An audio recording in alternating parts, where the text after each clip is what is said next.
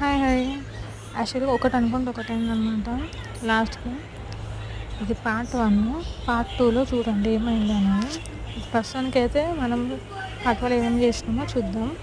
First అయితే బియ్యం పిండి తీసుకున్న తర్వాత దానిలో కరివేపాకు, కారం, ఉప్పు, గరం మసాలా, జీలకర్ర మెంతుల పొడి,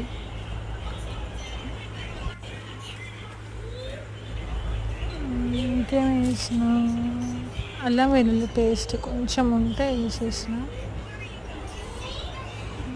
జీలకర్ర వేసేసిన, అదనమాట. నెక్స్ట్ ఎపిసోడ్లో చూడండి పార్ట్ 2లో ఏం జరిగిందనేది. ఓకేనా, బాయ్ బాయ్.